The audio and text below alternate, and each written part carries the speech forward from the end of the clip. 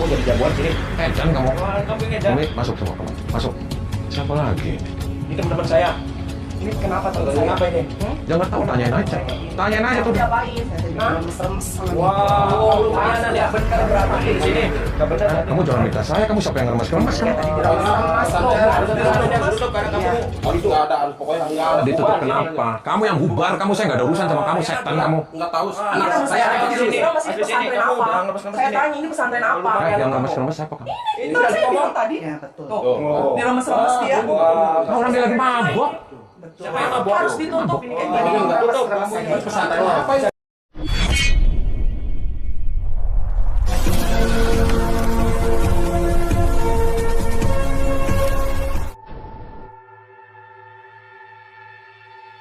Assalamualaikum warahmatullahi wabarakatuh. Sahabat pemirsa yang dirahmati Allah Subhanahu wa Ta'ala. Selamat menyaksikan kembali kisah dakwah perjuangan Ustadz Kang Ujang Bustomi, dan semoga keberkahan senantiasa terlimpahkan kepada kita semuanya. Kisah ini adalah ketika Kang Ujang Bustomi ingin menghentikan usaha kumpulan dukun santet yang ingin membubarkan rumah pesantren Kiai Soim. Dan ketika Kang Ujang berusaha menobatkan perempuan pengikut sang dukun, Kang Ujang malah dituduh berbuat zina kepadanya. Kang Ujang dikatakan telah meremas-remas tubuhnya dan bahkan juga ingin menidurinya. Lalu apakah yang akan dilakukan Kang Ujang Bustomi ketika dituduh melakukan perbuatan zina itu? Dan bagaimana pula cara Kang Ujang untuk menghentikan aksi vandalisme dari sang para dukun? Silahkan disaksikan kisahnya selengkapnya. Dan semoga Allah Subhanahu wa Ta'ala senantiasa memudahkan Kang Ujang Bustomi dalam menjalankan setiap misi dakwahnya.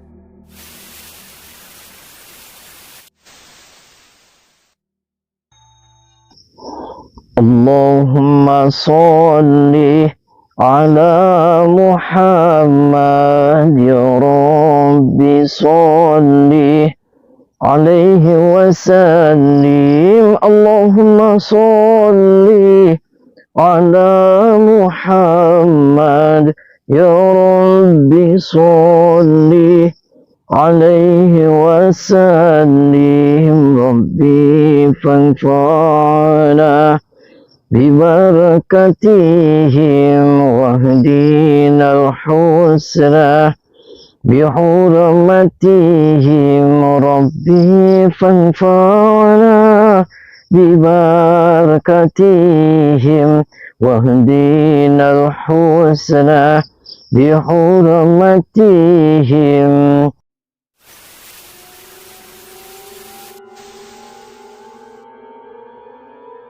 Sahabat Kang Ujang Bustomi yang berbahagia, kisah ini adalah menceritakan tentang Kiai Soim, seorang guru ngaji di sebuah kampung di pedalaman. Karena ingin mengajari anak-anak kampung agar bisa mengerti ilmu agama, Kiai Soim dan istrinya menjadikan rumahnya sebagai pesantren di kampungnya. Maka banyaklah anak-anak di kampungnya itu yang belajar mengaji di rumah pesantrennya. Dengan sang istri yang senantiasa tulus mendampinginya, Kiai Soim dengan telaten mengajar para santrinya. Namun, masalah kemudian terjadi menimpa Kiai Soim dan pesantrennya. Adalah disebabkan ulah dari para dukun santet yang ada di kampung tersebut. Mereka tidak terima dengan adanya pesantren Kiai Soim. Menurutnya, suasana pesantren yang cukup ramai itu ternyata telah membuat risih mereka. Apalagi ketika mendengar Kiai Soim dan para santrinya membaca kitab Al-Quran yang mulia. Para dukun itu seperti merasa kepanasan. Sebab itulah para dukun santet tersebut kemudian membuat ulah. Mereka berusaha meneror Kiai Soim agar menghentikan kegiatan mengajinya itu.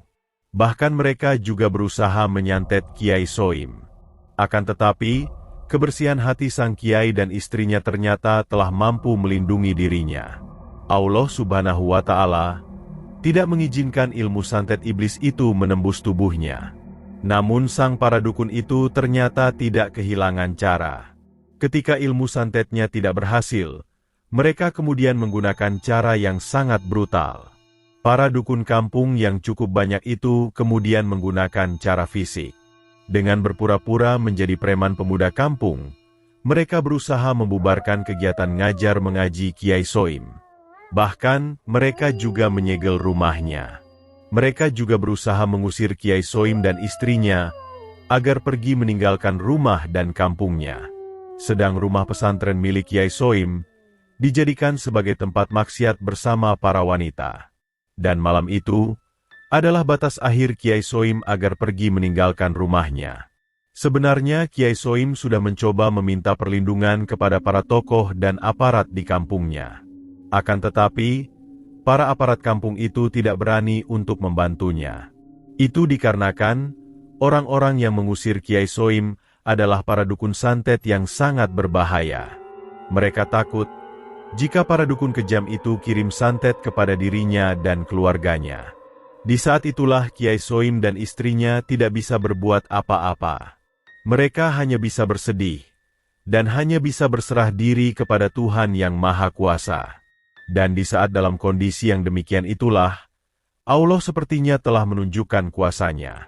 Adalah Kang Ujang Bustomi yang tiba-tiba masuk rumah Kiai Soim melalui jendela kamar di rumahnya.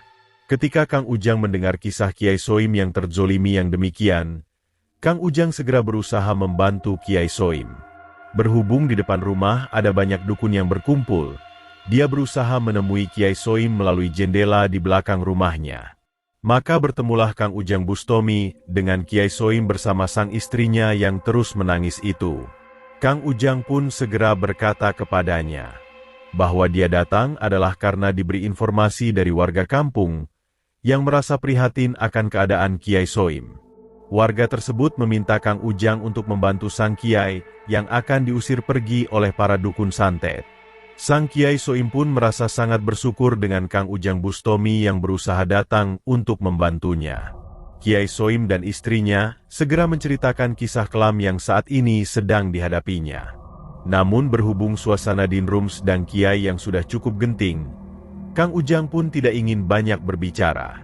Kang Ujang segera meminta sang Kiai untuk keluar kamar dan mempertemukan Kang Ujang dengan sang para dukun yang hendak membubarkan pesantrennya itu. Maka bertemulah Kang Ujang dengan para dukun yang bersama beberapa perempuan tersebut. Kang Ujang berkata bahwa dia telah mendengar cerita kejam sang para dukun kepada Kiai Soim dan pesantrennya. Mengapa mereka tega mengusir pergi Kiai Soim? Padahal sang Kiai dan istrinya mengajarkan ajaran agama yang mulia. Para dukun itu terlihat sangat tidak suka dengan kehadiran Kang Ujang Bustomi. Mereka tidak suka Kang Ujang yang sepertinya telah ikut campur urusan mereka.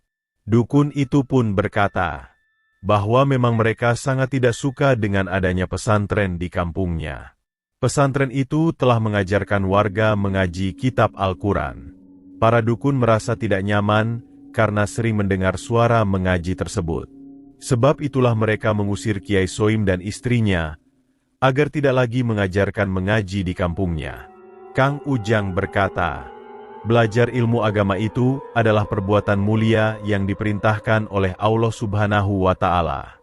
Memang seharusnya lah sebagai orang yang mengerti agama, Kiai Soim mengajarkan ilmu agamanya itu kepada warga. Siapapun tidak punya hak untuk melarang seseorang untuk melakukan kegiatan, apalagi kegiatan itu adalah sebuah dakwah suci di jalan Tuhan. Termasuk sang para dukun santet tersebut. Seharusnya lah para dukun itu malah tersadar bahwa perbuatannya itulah yang seharusnya diluruskan. Perbuatannya yang bersekutu dengan iblis. Juga biasa berbuat zina dengan para perempuan yang bukan pasangan. Telah merusak ajaran mulia di tengah masyarakat. Para dukun seharusnya lah insaf dengan perbuatan sesatnya tersebut, dan kemudian kembali kepada jalan kebenaran. Sang para dukun itu pun terlihat menjadi sangat marah dengan perkataan dari Kang Ujang Bustomi yang demikian. Akan tetapi, Kang Ujang tidak ingin banyak berbicara lagi. Kang Ujang tahu bahwa para dukun itu tidak mungkin bisa insaf sebelum mereka diberikan pelajaran. Maka dengan ilmu hikmah gaib yang dimilikinya, Kang Ujang Bustomi menyerang seorang dukun secara diam-diam. Di daat itulah sang dukun yang bertelanjang dada itu merasa sakit dan kepanasan. Tubuh dan dukun tiba-tiba lemah, dan mulutnya mengeluarkan darah. Dan mengetahui yang demikian itulah sang dukun dan perempuannya itu menjadi tersadar. bahwa Kang Ujang yang ada di hadapannya itulah yang telah menyerang sang dukun dengan ilmu gaibnya. Dan mengetahui hal yang demikian, sang dukun pun terlihat sangat murka. Dia pun berusaha untuk menghajar Kang Ujang dengan kesaktian kanuragan. Ini rumah Kiai. Terus? Ini rumah ibu Nyai. Terus? Ini pesantren-pesantrennya dia. Terus? Kenapa kamu yang panas? Berarti kamu setan dong. Maka terjadilah pertarungan yang hebat Kang Ujang Bustomi dengan sang dukun yang seperti preman tersebut. Dan setelah melakukan pertarungan yang panjang, Kang Ujang pun berhasil mengalahkan sang dukun. Setelah itulah Kang Ujang berusaha untuk menobatkannya. Juga para wanita tersesat yang bersama mereka. Kang Ujang berusaha mencabut ilmu iblis di dalam tubuhnya, agar mereka tersadar atas semua perbuatan maksiatnya. Dan di saat Kang Ujang mencoba menobatkan para wanita itulah tiba-tiba datang dua dukun lainnya. Bersama seorang wanitanya, dukun tersebut langsung melabrak Kang Ujang Bustomi. Mereka tidak terima telah ikut campur urusannya yang berusaha membubarkan pesantren Kiai Soim. Juga ketika melihat Kang Ujang yang duduk bersama seorang wanitanya. Dukun tersebut marah dan menuduh Kang Ujang telah berbuat bejat terhadap wanita yang diakui sebagai miliknya itu. Kang Ujang pun mencoba untuk membela diri dan berkata bahwa dengan sang perempuan yang ada di sampingnya tersebut, semata hanya ingin menasihatinya, yaitu agar sang perempuan bisa sadar atas perbuatan maksiat yang dilakukannya. Namun mendengar perkataan Kang Ujang yang demikian itu, sang wanita tersesat itu malah berani berkata di hadapan teman dukunnya, bahwa sebenarnya lah Kang Ujang telah berani berbuat tidak pantas kepadanya. Kang Ujang dituduh meremas-remas tubuhnya dan bahkan ingin ditidurinya. Mendengar perkataan sang perempuan yang demikian, dua dukun itu pun menjadi bertambah marah. Juga dengan Kang Ujang Bustomi. Kang Ujang tidak terima, telah dituduh melakukan perbuatan zina oleh sang perempuan. Sehingga tak ayal, cekcok yang penuh amarah itu kemudian terjadi. Pesantren apa? Saya tanya ini pesantren apa? Yang lemes-lemes apa kamu? Ini kan saya bilang tadi. Ya betul. Ini lemes-lemes dia. Orang dia lagi mabuk. Siapa yang mabuk? Harus ditutup. Ini kayak gini. Pesantren apa ini? Pesantren apa? Pesantren apa ini? Pesantren apa-apanya? Pesantren apa? Kamu mau jadi jagoan sini? Saya jagoan, Pak. Hah? Kamu yang biadab. Dotos sama saya. Terus lagi.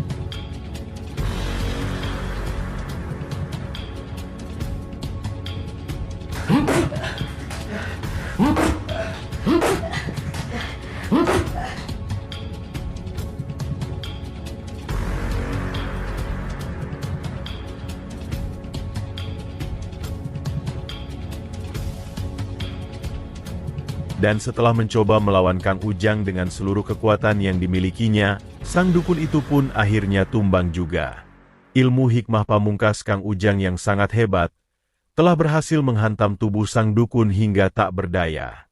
Sang dukun itu pun akhirnya lemas menyerah, dan pasrah akan takdir yang akan diterimanya.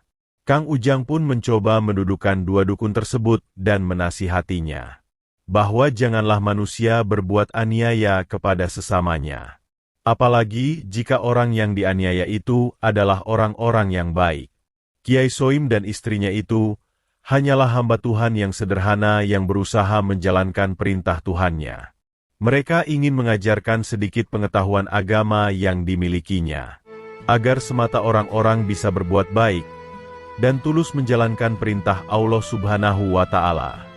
Seharusnya kiai kampung seperti Abah Soim itu senantiasa dilindungi, tidak malah dianiaya dan diusir pergi. Juga para wanita yang ikut tersesat dengan para dukun itu.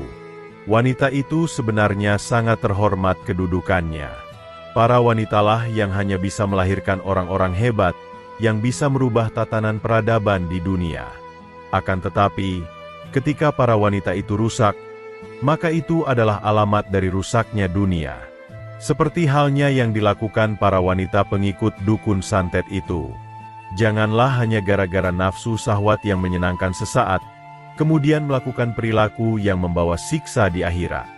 Dan hendaknya para perempuan itu menjadi tauladan yang baik bagi manusia. Sehingga dengan kehangatan dan kelembutannya, dunia ini menjadi tentram dan bersahaja. Dua perempuan tersesat itu pun akhirnya luluh dengan nasihat mengharukan hati Kang Ujang Bustomi. Mereka pun kemudian insaf dan berjanji untuk tidak berbuat aniaya lagi. Dan dengan ketulusan hatinya, mereka pun bersimpuh di hadapan Kiai Soim dan istrinya. Dengan harapan, sang Kiai bersedia mengampuni perbuatan zolim yang telah dilakukannya. Sang Kiai pun dengan kebersihan hatinya memaafkan sang perempuan dan berdoa agar dua perempuan itu tulus dalam bertobat dan senantiasa istiqomah menjalankan perintah Tuhan Yang Maha Esa. Terima kasih telah menyimak kisah dakwah inspiratif yang penuh edukasi dan kemuliaan ini. Ambil sisi positifnya dan buanglah sisi negatifnya.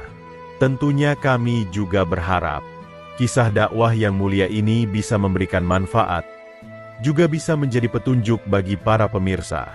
Dan semoga Allah Subhanahu wa Ta'ala senantiasa memberikan banyak karunia-Nya kepada kita semuanya.